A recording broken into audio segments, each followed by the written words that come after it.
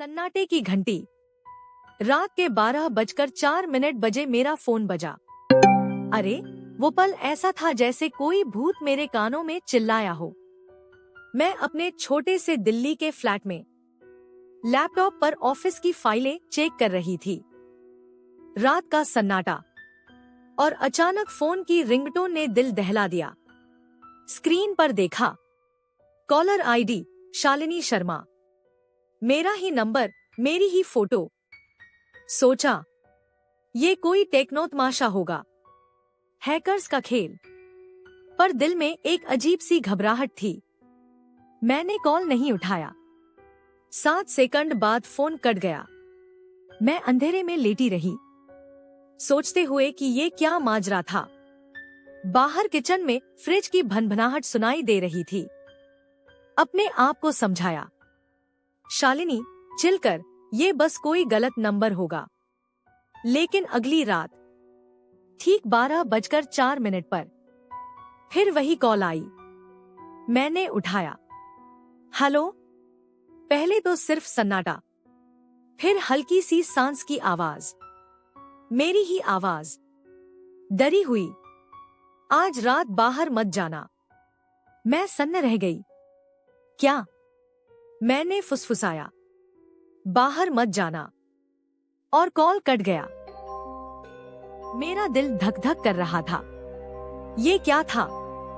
मेरी ही आवाज, मेरे ही फोन से। मैंने रात भर जाकर अपने दिमाग को टटोला, पर कोई जवाब नहीं मिला। अगली रात फिर वही समय, वही 7 सेकंड। हर बार मेरी आवाज कुछ नया बोलती। दरवाजा मत खोलना, लिफ्ट मत लेना, उसे अंदर मत आने देना। हर कॉल के साथ मेरी आवाज और डरी और बेचैन लग रही थी। चौथी रात मैं फोन पर चिल्लाई, कौन हो तुम? ये सब क्यों? जवाब आया, प्लीज मेरी बात मान लो।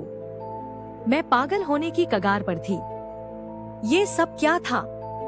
कोई प्रैंक या कुछ और? 7वीं रात मैंने गलती कर दी। मैंने कॉल इग्नोर किया। 12:04 पर फोन बजा। मैंने साइलेंट कर दिया, बस सोने की कोशिश की। लेकिन 12:11 पर दरवाजे पर खटखट हुई। 3 धीमी ठहरी हुई खटखट। मैंने पसीने पसीने होकर डोर की होल से झांका। गलियारा खाली था। फोन फिर बजा। मैंने डरते डरते उठाया। दरवाजा मत खोलना, मेरी आवाज फुसफुसाई। फोन मेरे हाथ से छूट गया। उस रात के बाद मेरा फ्लैट मेरा नहीं रहा। दीवारें पतली लगने लगी, परछाइयां भारी। हर खटके में कुछ बुरा लगता। मैंने ताले बार बार चेक करने शुरू किए। दरवाजे पर कागज की पतली पट्टियां फंसाई ताकि कोई खोले तो पता चले।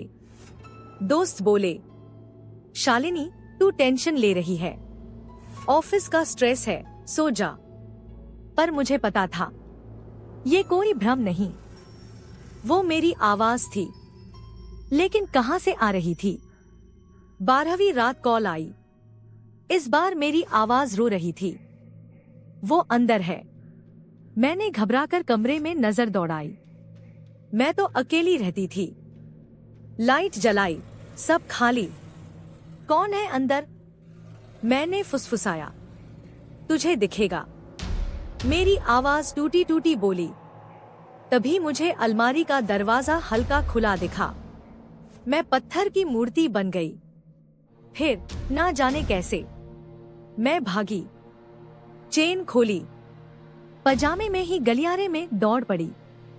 पड़ोसियों ने दरवाजे खोले, मुझे घूरा, पर मुझे फर्क नहीं पड़ा। उस रात मैं घर नहीं लौटी।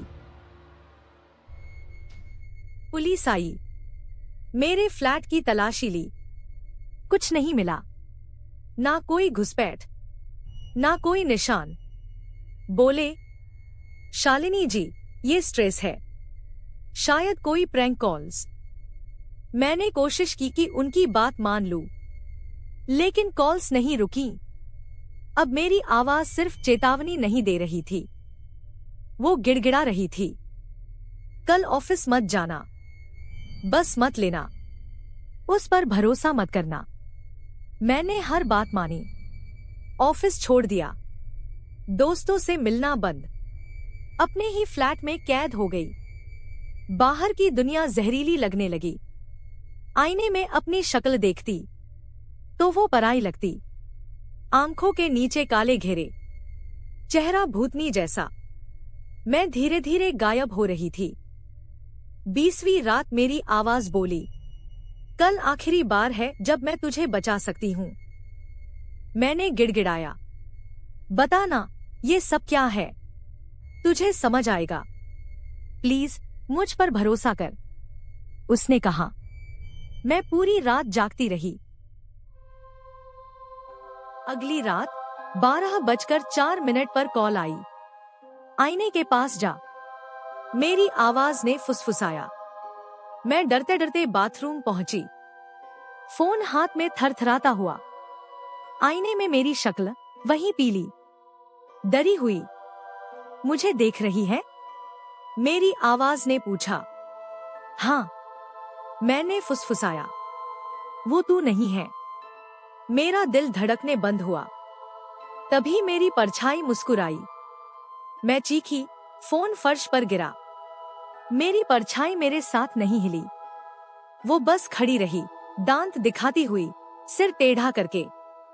फोन से मेरी आवाज चीख रही थी, भाग, अभी भाग।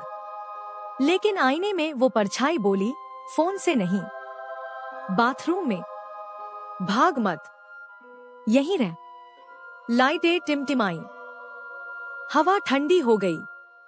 तब मुझे समझ आया, ये कॉल्स चेतावनियां नहीं थी, ये जंग थी। मैं खुद को बचाने की कोशिश कर रही थी, वो मेरी जगह लेने की। उसके बाद क्या हुआ मुझे याद नहीं।